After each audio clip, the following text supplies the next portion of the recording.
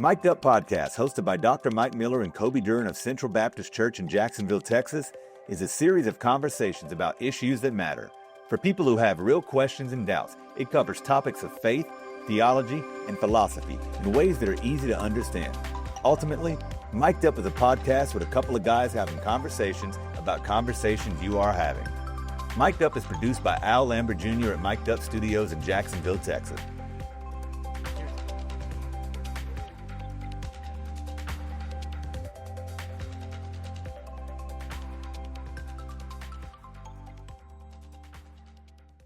So, the Dallas Cowboys documentary. The Dallas Cowboys documentary. Have you been watching it yet? You've been telling me for like a week now that you're going to watch it, and you haven't watched it yet. You told me about it Monday. Today's Thursday. It's a week.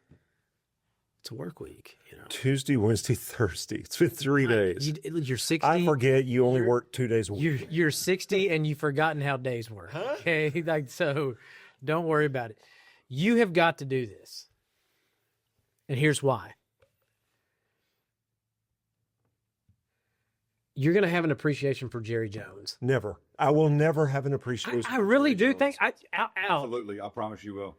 You would change your mind about Jerry Jones. You would be like, "That's what happened." Yeah. You're like, You don't know anything about the Cowboys. Stay out of this Are you conversation. kidding? He's a Cowboys fan now. From the '90s. Well, he took a rest. He hibernated. Okay.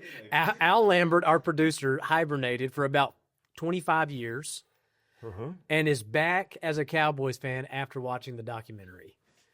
And I will say, I still am not like this big Jerry Jones fan, but I am I'm much more sympathetic to him than I once was. So you don't understand, there aren't very many people I dislike. You can't take one of them away from me. Dude, I'm telling you. And are you going to replace that with Jimmy Johnson? Jimmy Johnson is a bad guy. And I'm not saying like, I don't know if he's like a bad guy morally, ethically. I will say, it does not paint him out to paint like this good picture of a husband, father, or whatever, that by any means. Like, it makes him look very bad on those fronts. Have I ever told you my Gene Stallings story? No. You know who Gene Stallings is? Gene Stallings stole my lunch one time. It happened. And that's the story I'm sticking to. This is going somewhere. Are you ready for this? Which Gene Stallings? The Gene Stallings. Stole my lunch. Like a guy named Gene Stallings that lived down the road from you when you were a kid? Gene Stallings, the legendary coach from Alabama. I think he even coached for the Cowboys a little bit too, didn't he? Like as a coordinator maybe? I know. I can't remember. Anyways, Gene Stallings, legendary coach in Alabama. Nobody really talks about him these days because, Nick Saban's the GOAT now. But Gene Stallings lives pretty close to my mom and dad. And my dad took me to lunch one day at the, where were we at? Were we at the Novice store? I think we were at the Novice store. It's just like you're driving, there's nothing but cows and trees, and there's like this little store that there's an intersection. You can go in there, you can get it's an all-you-can-eat buffet. I've never told you this story? No, you okay, told me so, the story. Anyways, me and my dad, we go in there. We're getting all of our sides. We get to, so like they have a meat of the day. The meat of the day was like fried chicken. I was really excited about this fried chicken. They don't have any fried chicken left. So like they're just like, hey, we're gonna bring out. Meat of the day used to be fried chicken. Used to be fried chicken. So they're like, hey, they're bringing out some more fried chicken. So me and my dad, we got our sides. We go sit down. We're waiting for the fried chicken to come out. While we're sitting there, Gene Stallings with his son-in-law and like 3 or 4 grandsons, and I'm talking about these are gigantic human beings, okay? These are very large, strong, strapping young men that he walks in with. Mm-hmm. They sit down. It's Gene Stallings. So, I mean, like you're in a store that maybe can fit 15 people total. And so Gene Stallings comes in. The guy, the chef, takes the fried chicken and instead of putting it in the buffet line, puts it on Gene Stallings' table. None of the rest of the store can eat fried chicken. That's because nobody else was Gene Stallings. He stole my lunch. Gene Stallings stole my lunch. And I know he listens to the Mic'd Up podcast. So, Gene, if you're out there, I want my $7.50 back for my buffet. What are you... Where is this going? He's typing on the iPad. I'm just going to see if he's still alive. He's still alive. He is. He's 90. He was born in Paris, Texas. Yeah, he lives right outside of Paris. So this is why I brought him up. Other than the fact that he stole my lunch. He was defensive backs coach for the Cowboys from 72 to 85. Yeah. I mean, the guy's been around. Yeah. So anyways, the reason I bring up Gene Stallings, Why did you bring up Gene Stallings? because apparently he was like a great dad. Really? Like apparently, in fact, I think he actually won like Dad of the Year award or something like that. I don't even know how you win that award, but he had like a special needs son who ended up dying, relatively young. He was an adult, but he ended up dying relatively young. And apparently, he was just this great. So I think it can be done. I just think it's really hard. It's got to be really hard. It's got to be really hard. Yeah, Jimmy Johnson, his line was something along the lines of like, yeah, my wife was getting in the way of me coaching, so I divorced her. I was like, dude, what? Like, you can't do that, man. Well, you and I know a former professional football coach. Yeah. And, his wife jokes about how they called themselves coaches' widows. Yeah. Yeah, she does. Like and she even wrote a book. She wrote a book about it. Yeah. So I got to imagine that it's very hard. I think it probably can be done. I just think you got to be so intentional about it. But I will say this too. On that note, I think guys in ministry have similar task ahead of them. Probably not the same as coaches. I tell you, it is really easy. It is really easy to be consumed with ministry. Yeah. And that's why you got to be so disciplined. Yeah. To prioritize your family. Yeah, I think it can be really difficult. I was talking with a guy just recently. He was saying, we didn't know if the Lord wanted us to go take this position or not, and it was going to be really hard on our family. And he said, we turned it down, and I felt bad. Should I turn it down, thinking about my family? And he goes, I just didn't have a peace about either direction. And I said, well, let me just give you some affirmation. Yeah. If you're unsure about a decision and you make the decision that most benefits your family, you're not wrong. Yeah, that's a good word. That's a good word. It's hard. I said, you're not going to stand before God one day and he's going to go, what, you put your family first? How dare you? Yeah. Well, I got a topic for us today. Are we starting? But before we start. Is it time to go? Oh, Michael. And I got a shout out, so get us going. Oh, you got a shout out? I got a shout out. Well, here we go. Welcome to the Mic'd Up Podcast, where we have the conversation about the conversations you are having.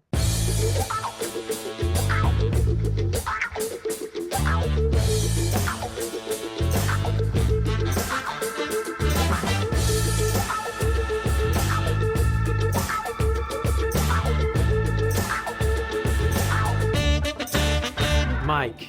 Kobe. There are multiple generations at Central Baptist Church. Yeah, more than two. That is a beautiful thing. It is the way church ought to be. It can also complicate things at times. So I would say if your church is not multi-generational, you need to do what you can to become multi-generational. Exactly, yeah. But you need to know that brings up a bunch of issues. Right. For example, communication. Yeah. We have people in our church that they want to walk to the mailbox. That's right. Yeah. And get mail. Yeah. To get information about the church. And man, you send them a newsletter or something and they read every single word. There are generations that if they go to the mailbox and that same mail is in there, they just throw it in the trash. Right. Too long, didn't read. They're not going to do it. So, how do we communicate with our 18 to 25-year-olds? How do we get the same information to our 40 and 50-year-olds? And how do we get that same information to our 80 and 90-year-olds? So we have to, we have so many conversations about this because it is impossible to over-communicate. Yeah. But we under-communicate so much because we think we've communicated something and you get, we sent an email out. I don't read emails. Well, by the way, the people that don't read emails are the oldest generation and the younger. Yeah, that's true. Those younger, that's the true. older ones want the snail mail. The younger ones want a text message. That's right. Or a message through the app. Yeah, Snapchat, something like that. Absolutely. I mean, so you have the blessing of an intergenerational church. Yes. You have the and it's not a curse in any means. Absolutely. It's always blessing. It's a challenge. It's a challenge. It's a challenge. So, by the way, the blessing is manifold. I mean, oh man, yeah. Younger believers, like young parents have so many examples in our church of how to parent well. Yeah. People who are just becoming grandparents have examples on how to grandparent well. People just getting married have these examples. And everybody helps each other. Not only that, I just turned 60, right? Yeah. So I'm old. You are. And you don't have to be that enthusiastic. It's there. But, the way I think as a 60-year-old man is different than the way you think. Yeah. And we need each other. Like, I was having a conversation with some folks in church the other day, and I said, here's what staff meeting is like sometimes. Somebody in staff meeting will bring up an idea, and I say, absolutely not. We are not doing it. And then 6 months later, we're doing it. Yeah. Because I don't think that way sometimes, and I need to be pushed out of the things that I know. Yeah. And I would say just at the same time, like, sometimes we have such innovative ideas, we got to draw those back in a little bit. Hey, we're not ready for that kind of thing. As a institution, the institution of Central, it's like, hey, there still is a little bit of a cruise ship thing going on here where you can't just turn that on a dime. No. And that's not a bad thing.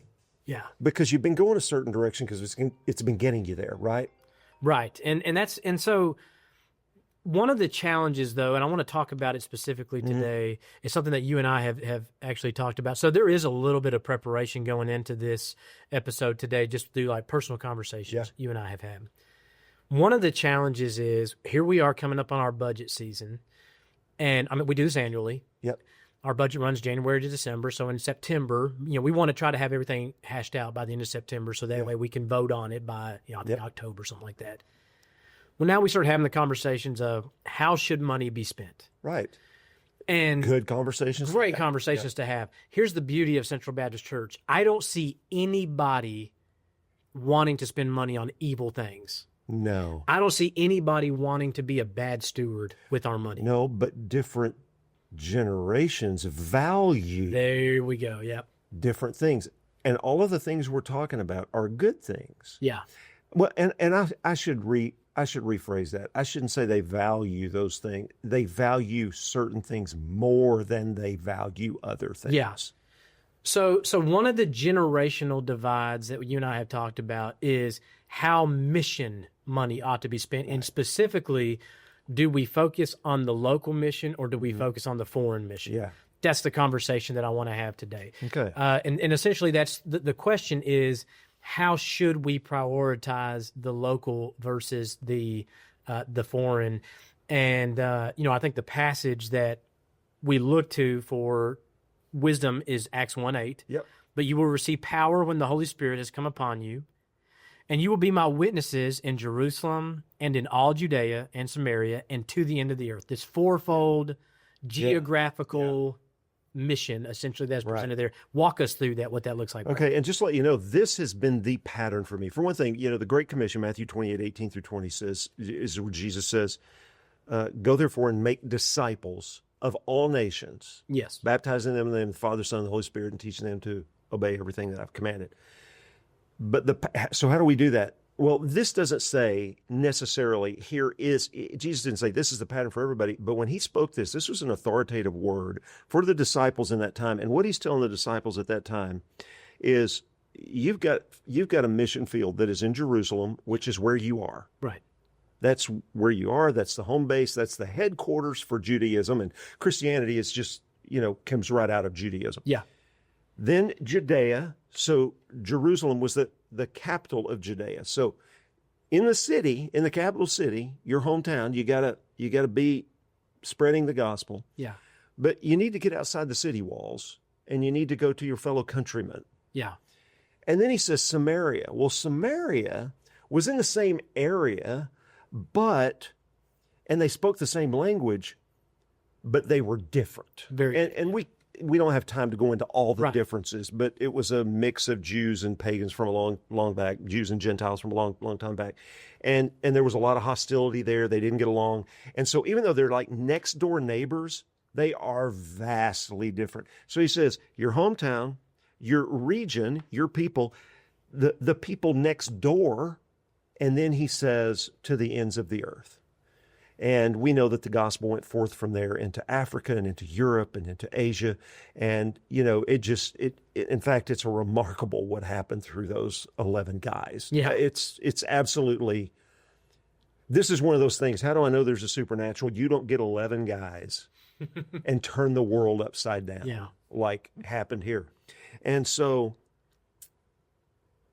and I'm not the one to come up with this, but for 2,000 years, this has been seen as a pattern. It's a good blueprint for us. And so, I have for many years tried to lead my churches to be Acts 1:8 pattern, to see this as a strategy for our missions involvement. And what that means is our Jerusalem, where we are, is Jacksonville, Texas, or I'd even say Cherokee County. Yeah. Right. This is our local area. This is where we're ministering to the people that we live next to, that we go to school with, that we work with. This is hometown stuff right here. So we've got to have a missions focus there. Our Judea, I would say, would be like Texas. So let me ask you one thing about this, because I read an interesting perspective on that this week, actually, where potentially the Judea in a state like Texas. Yeah. Now, if we were living in Wyoming, we might say it's the entire state of Wyoming. But because Texas is so large and so diverse, you might. And I was about to say, you get out to El Paso and it's not. It's very different. Yeah, it's not Judea, but it is our region. Is what I would say. And this, and people that aren't from Texas, Texas is really large. I mean, from Texarkana to El Paso is closer to San Diego than it is to Texarkana. Is that right? Yeah. Wow. So, I mean, Texas is really big. And so, like the Panhandle, the Big Bend area, the Rio Grande Valley, East Texas, West Texas, it's almost like you got like 5 different regions there. And then you got Austin, which is, it's Austifornia, right? I mean, and so, I mean, but really our big cities are totally different. Like, people that aren't from Texas, Texas is all the same, Houston, Austin, Dallas, San Antonio, Fort Worth, our biggest cities. Which, by the way, are some of the biggest cities in the entire United States. They are. And, Houston and Dallas definitely are. And San Antonio. San Antonio, that's right. But you get what I'm saying. These are the people that speak our language and have our culture. They're not our hometown people. They're not the people we see at school and at work and at the grocery store, but they are people that have the same culture as us. Yeah. Well, then you get out of that, the Samaria are the people that still speak your language, but they're just different, right? I mean, and I don't think anybody in America, our international people might not get this, but Oregon and Washington, that very culture, different. That culture doesn't resemble Texas culture at all. Yeah. I mean, at all. Yeah. We're doing stuff in New Hampshire right now, completely different. Yeah. Let me give you just an example. Let me give an example of that. Texas, you talk to everybody everywhere you go. Right. Right. I mean, total strangers. You talk to common courtesy. Yeah. If you go move into a neighborhood, what's going to happen?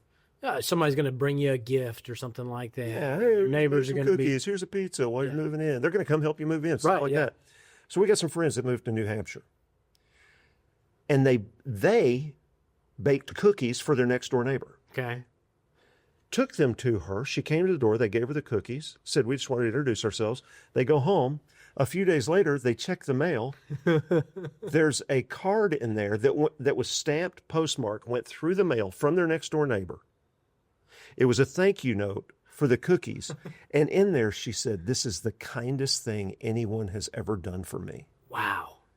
In Texas, we're like, huh? Yeah, that's common. It's commonplace. We got people like, fix your car. Paint your house with. Yeah, well, I mean, when I need something, I'm reaching out to my next door neighbor. Cookies? Or something like I mean, that's that's the first rung on the ladder, right? So all that to say, our cultures are just different. Right.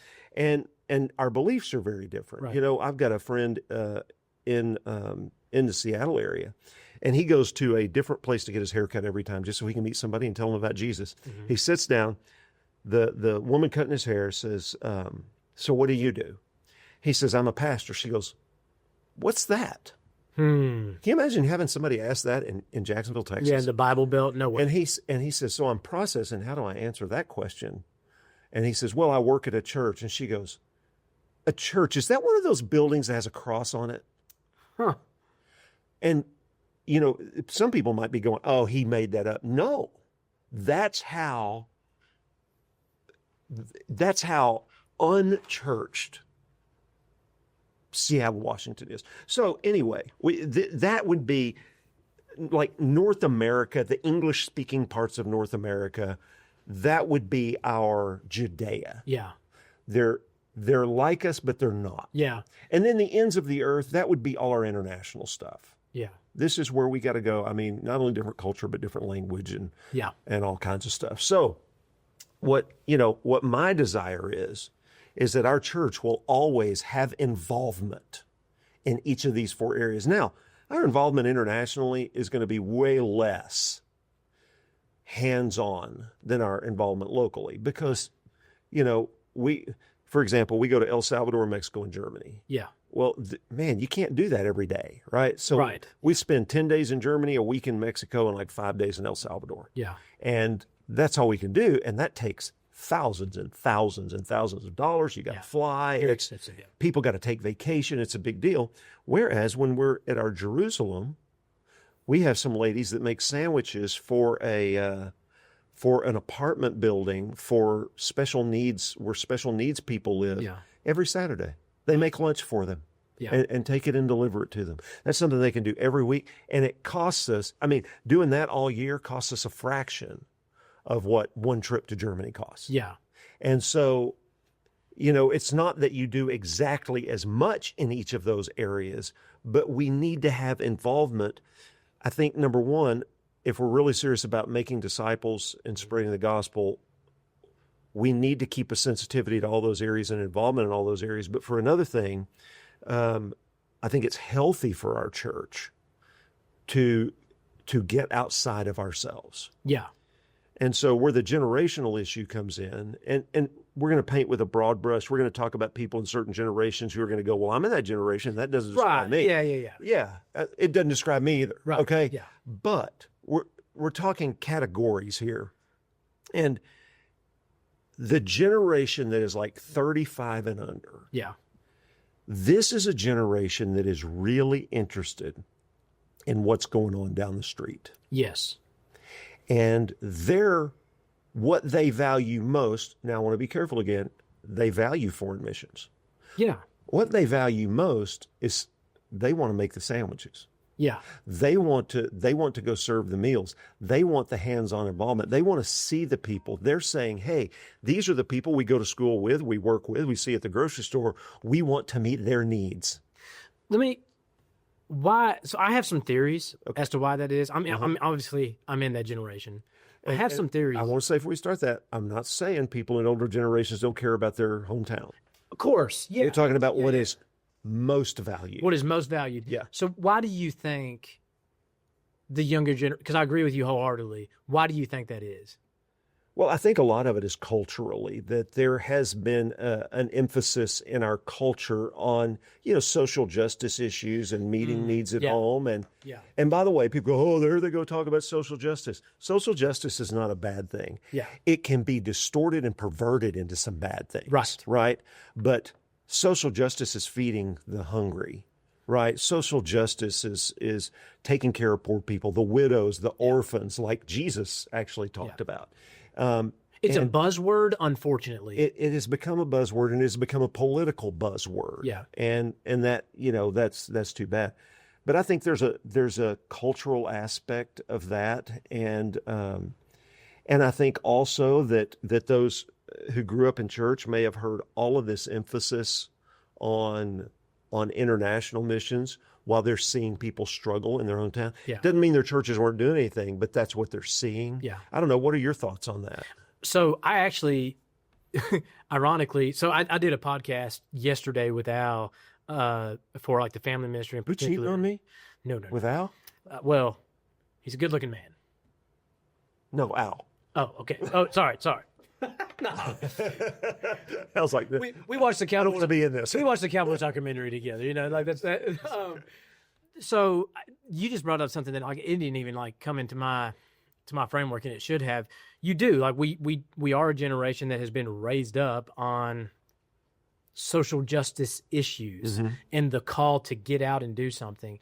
I took a more like spiritual approach, and I think that I think I'm onto something here, but I don't know. Okay. I think that what you're saying, I can take that to the bank. I don't know if what I'm about to say, if I can take this to the bank. You probably can. You know more about it than I do because you're in that Well, generation. I feel like the emphasis on small group discipleship has become so strong among the younger generations that when we think discipleship, we think small. When we think missions, we think small. Like everything is just like, you have this global thing that is the church, and it all gets put. And by the way, I think the people that are emphasizing small groups, I think that they should continue to do that, because I think small groups are huge. Yeah. That's small groups are huge. Small groups are huge. I think that small groups are very formative. Yeah. But they can't become so formative that we give up on the corporate worship element. Right. And then when we talk about missions, because things have become so small and so focused and so centralized, the immediate thing when we think missions is, okay, well, what is that thing down the street? Mm-hmm. And that is so good and it's so important. But I do think that it is very tempting for us to forget that we can and should have an impact globally as well, too. Yeah, yeah. So I think that's one thing. And one thing, and so we're Southern Baptists. We Yes. have a thing called the cooperative program, which if you give to Central Baptist Church, some of your money goes to the cooperative program. We fund our International Mission Board, our North American Mission Board, and some other things. And the older generation was schooled on what it means to be Southern Baptist and the importance of funding our missionaries. Because one of the things we do as Southern Baptists is we fund them. We have these annual offerings for them, and we fund them big time so that when they go to the mission field, they don't have to raise money. Yeah. It costs money to do these things. It costs a lot of money. So they don't have to spend their time on the mission field writing letters back home. Yeah. They don't have to come off the mission field once a year and go visit all the churches that are supporting them. And this has been, well, for one thing, that is the genius of the Southern Baptist Convention. That's what sets us apart. Yeah. And that older generation knew that, understood that, bought into it, and is committed to it. And so what that means is when you mention missions, the younger generation thinks soup kitchen. Yeah.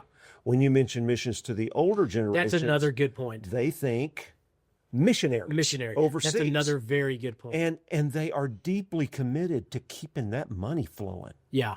They want that money going out. I think there is so much truth to that, because my only memory of church has been Southern Baptist churches. Mm-hmm.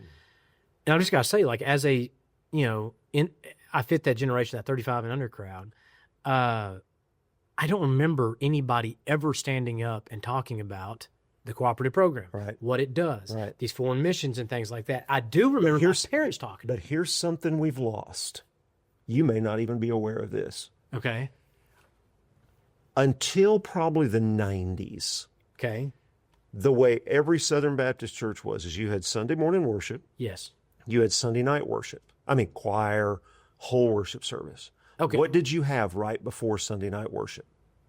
I've heard about this, and I can't even remember what it was called. It's called Training Union. Training Union, yes, okay. Training Union had a curriculum. Okay. And it was like a 3 or 4 year curriculum. And if you went through Training Union, one of the things you learned about was the cooperative program and the way we do missions. So if you were a Southern Baptist, you got that. You got the Another thing, now we do this at our church for our kids. Yeah. But there's a thing called GAs and RAs, Girls in Action for the girls and Royal Ambassadors for the boys.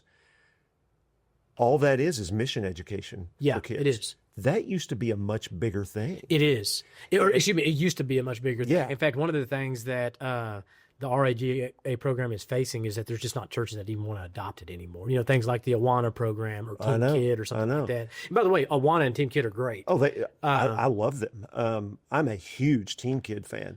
But what we've lost is this missions education. And it's a bad loss for us. That's why one of the things we do when we do our new member classes is I have a whole section in the new member class about what it means to be a Southern Baptist and what the cooperative program is and how we do that. But I mean, and you hear me talk about it from the pulpit, but these occasional things people get are not like that systematic. This is why.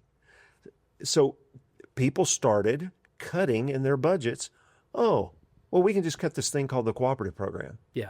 Where churches used to give like 20 and 25% of their budgets to the cooperative program. Good grief. Central used to give 18.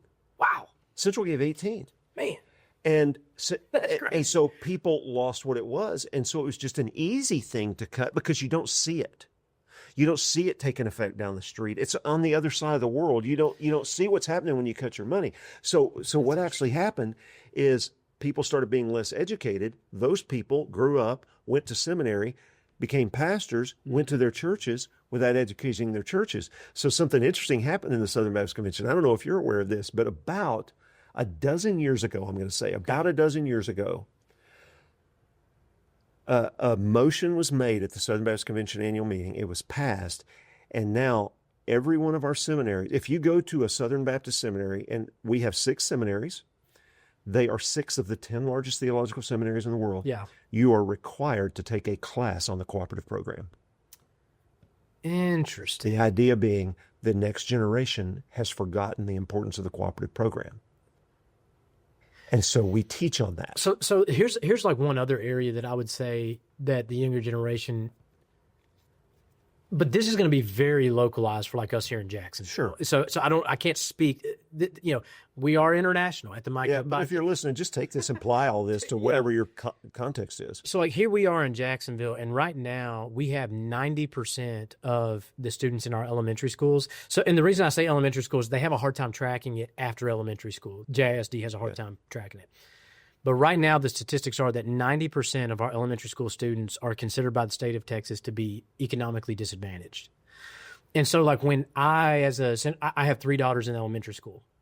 So when I sign my kids up for soccer, when I'm sending them to school, when we're doing these things with like these families, that like we're walking. You're going through life with these people that are suffering. And I think that's where, as a younger generation, like, so even in Jacksonville, like the demographic, the socioeconomic demographic of Jacksonville has changed so much in the last 15 years that now you have like the younger generations of people that are like, well, hold on, Jacksonville is not this booming industrial town like it used to be. We're walking alongside families. So there's a part of this passion and emphasis that I'm kind of proud of that generation, of my generation, because I'm like, they're concerned about their neighbors. You're seeing the need. There's concern there. But I will say this. Okay. If somebody in the older generation, or somebody even in our generation, by the way, if any generation ever came to my generation as a whole and said, hey, I am concerned that you guys are losing y'all's heart for the world. I'm not saying that like, hey, I'm concerned that you guys like hate the world, or I'm concerned that you guys don't love people. You're losing that. You're losing the sight for it. You're losing the vision for it. I would have to look back at that person and say, yeah, I think you're probably right. I think as a generation, because of the things that you've mentioned, which I think are very insightful, that I have not processed through, I think because of some of the things that I brought forward too, I do think it is generally safe to say that we are, as a generation, losing some of our sight or vision for global missions. So let me give you another thing. Okay. What has been my vision for doing the Samaria, like outside of our region, but in America, has been to go where Christians are rarer, where churches are less frequent, and where we need a lot more churches. Yeah. And so our North American Mission Board plants churches, and they focus on what we call the unchurched areas, or the least churched areas. For example, New Hampshire is where we are right now. We're working with a church plant in New Hampshire. New Hampshire, according to the most recent studies, is the least religious state in the country. Yeah, I think I saw that somewhere. Yeah. And by least religious means no religion. I mean, nothing. That's where the most nuns, N-O-N-E-S, is in New Hampshire per capita. And so how do we get healthy churches established in places like New England, outside support, the Pacific Northwest, and so it's got to be outside support, right? Like there's no other option. It has to be, right? Why doesn't the church down the street? Well, okay, yeah, you do have a good church down the street. It's got 60 people. How are they going to help buy? They're trying to keep the lights on. Where an acre of land costs $500,000. I mean, how are they going to do that? Because it's so expensive in these areas. And so we have to do this. We have to work. And what they need strong, healthy churches from the South to come up and do things like, hey, we don't have the people to do a VBS.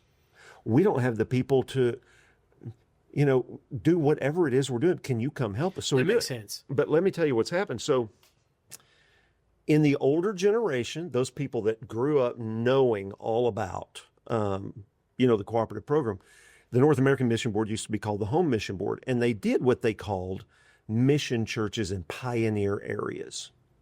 Okay? But there was not an emphasis like on what we would call the church planting movement, the modern church planting movement. Right. The modern church planting movement really started taking shape in the 90s. And so who are the people that were like the adults in the 90s, the younger adults in the 90s up until now? That's my generation. That's going to be the 60 and older crowd. It's going to be the people that are 50s, 60s, yeah, like that. Okay, so this is my generation. So we grew up, or not grew up, but for years we kept seeing the importance of church plants, and a lot of people have been involved in them and even came to faith in church plants. Like they may have lived in an urban area, and there was a church planted in their area. And so here's what I hear, for example. I hear, why do we do missions in New Hampshire? You know who I hear that from? The older crowd. 80 and older, 35 and under. So you... My people are like, oh yeah, we got to go get churches in these unchurched areas. So like, I actually mentioned this in yesterday's podcast because I wanted to do a podcast specifically for the family ministry, just to talk to them directly. Uh-huh. And I brought this up in passing, and you just hit the nail on the head. You have essentially, correct me if I'm wrong, you have potentially like a third of a standard church that is looking at the ends of the earth. You have a third of a standard church that's looking at Jerusalem, and then you have a third of it that's kind of looking at Samaria and Judea potentially. Am I hearing you right when I say that? Yes. So let's think about our church. I haven't done this in 2 years, but I looked at our attendance numbers about 2 years ago. It's Sunday school attendance because that's where we really count. And that's where you have the age breakdown. 8 years ago, our church was 47% over 60. Okay. 47%. Yeah. That's an old church. We were 10% 18 and under. Okay. The rest were, that's a broad, like 19 to 59. Yeah, so 47%. So that's not right. 43%. Whatever it is. So anyway, today, 2 years ago when I ran these numbers, and it's time to look at them again, we were a third.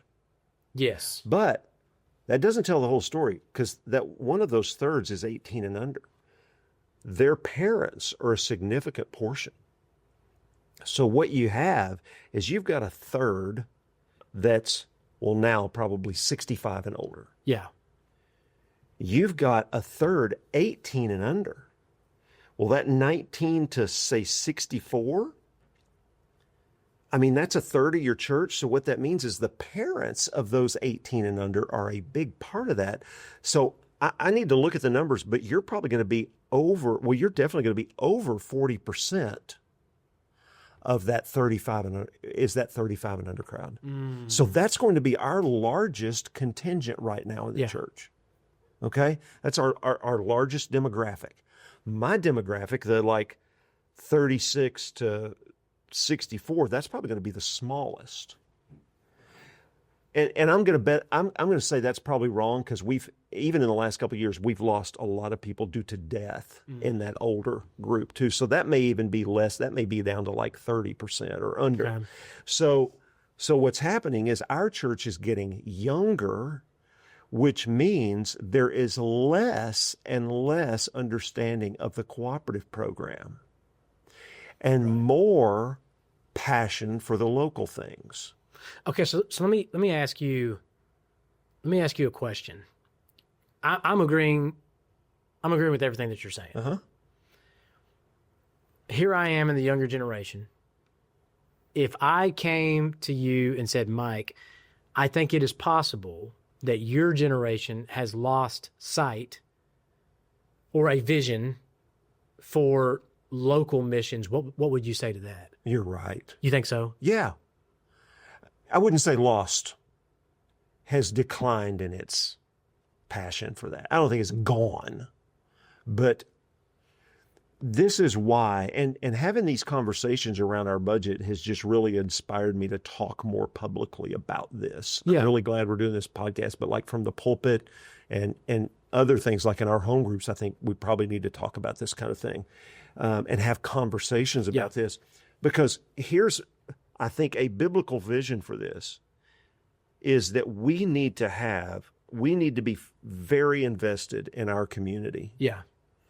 We need to be very invested in our region. We need to be very invested in the unreached parts of our country, and we need to be very invested in international mission. I mean, that's what we've read in Acts 1:8. That's exactly it. And so, but what we're going to run against, because here's the reality, and here's why we're even talking. We're having a lot of conversations about budget right now. At Central Baptist Church, our giving is up over last year, which was up over the year before, which was up over the year before. Our giving keeps increasing.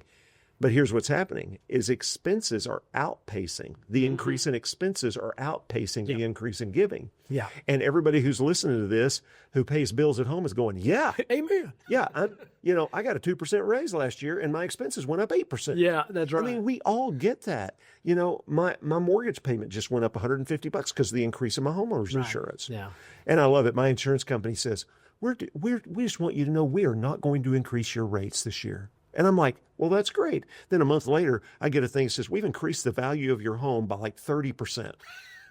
Oh, well, at least my rate's the same. At least my rate's the same, yeah. And we've doubled your deductible. Yeah. So, Thanks.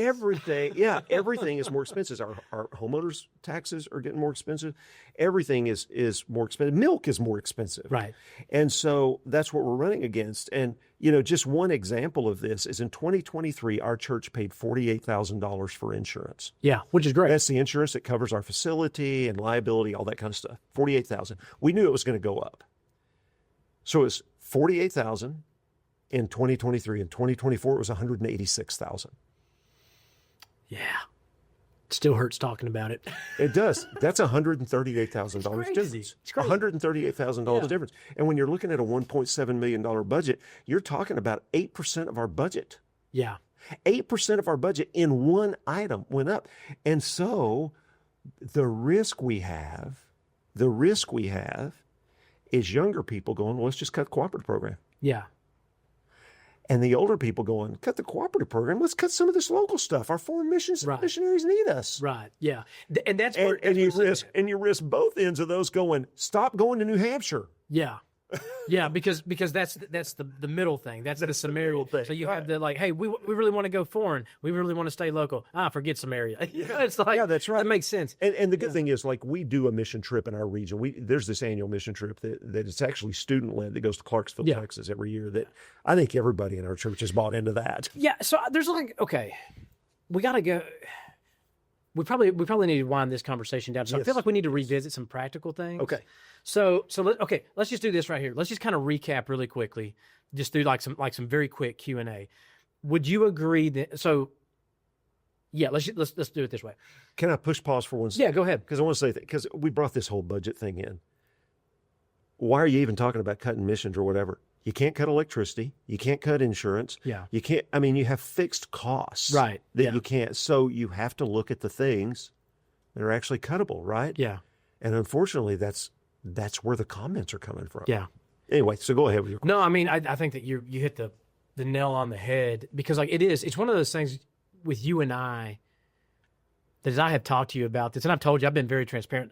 Mm-hmm. I go back and forth. Mm-hmm. I feel stuck. Like I can talk, but I'm trying to get a more robust theology of mission at this stage in my life. Because just to be perfectly frank, I've always felt called to local church mission. Yeah. When we start talking about going on mission trips and stuff like that, I don't go. It's not because I hate missions. I'm just like, I feel like I'm doing what God is calling me to do. Right. And I don't feel like but this. You go on Clarksville. I do go on the Clarksville trip too. So yeah, that is true. But I just having we sent 100 people on mission trips last year and 100 people on mission trips this year. Yeah.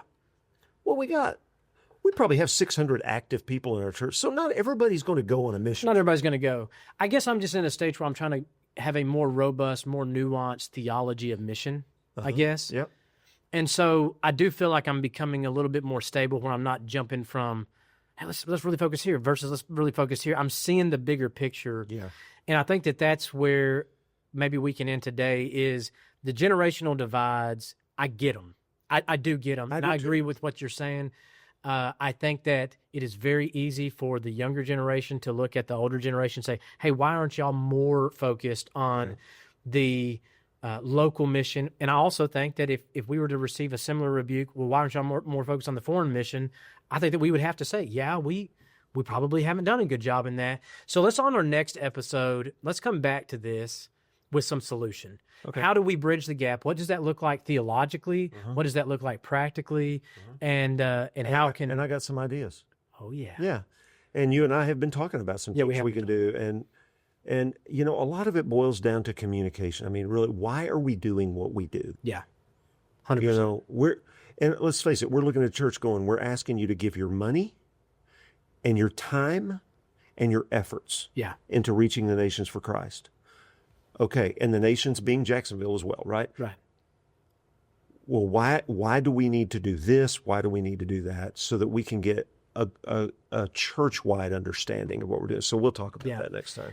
Let's just end with a good note here. Do you want to know one ministry of the church that's not having a problem reaching Jerusalem, Judea, Samaria, and the ends of the earth? The podcast. The Mic'd Up Podcast. That's right. All right, folks. Well, thank you for tuning in. And Tyler Lewis, shout out to you, my friend. Love you, brother. All right, folks. We'll see you soon. Bye.